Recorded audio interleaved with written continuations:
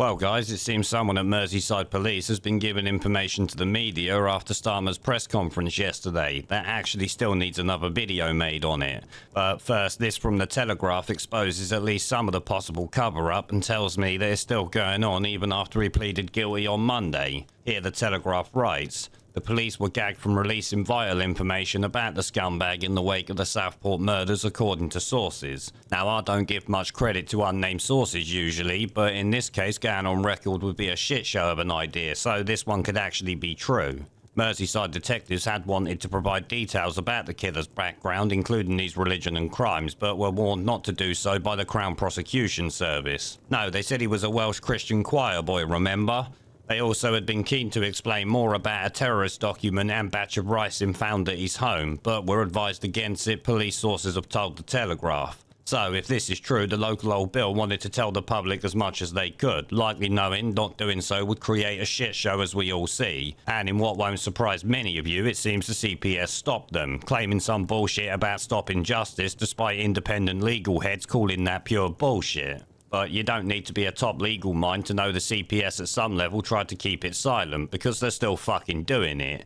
Here it states, following the scumbag's guilty plea on Monday, prosecutors also tried to block details of a pre-trial briefing held by Merseyside Police being reported. So, after the case is done and no more contempt of court can occur, the CPS wankers are still trying to hide information from the public. This, if you ask me, stinks of a cover-up and should see whatever scumbag involved in trying to keep the information quiet sacked at the very least. Shit, Starmer's head should roll as well, because as we see yesterday, he also knew.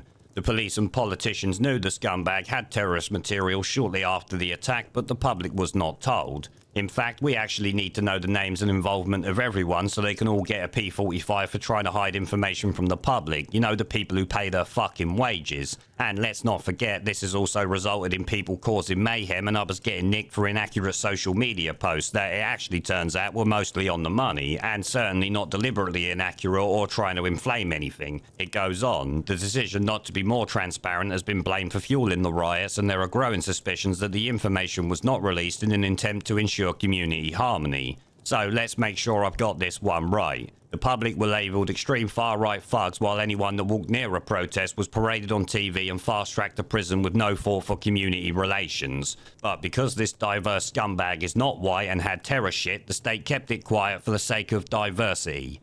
It's a bit like Labour wanting the girls in Rotherham to shut up for the sake of diversity, ain't it?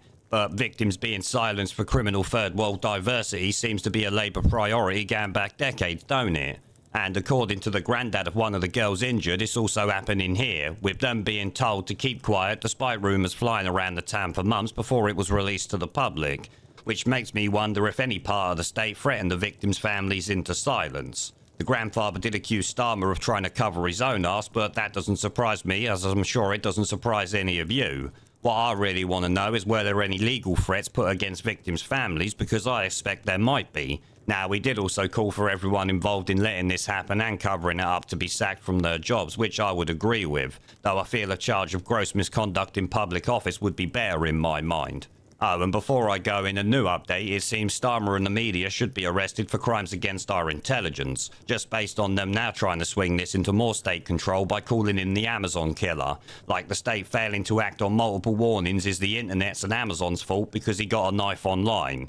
On that logic, the girl's deaths are the fault of the UK government who let his parents come here and give birth to him. If they didn't do that, then 3 girls wouldn't be dead right now and we wouldn't be talking about it, would we? So no, not the Amazon killer. How about state-imported killer? That sounds closer to the blame name for this if you want to go there.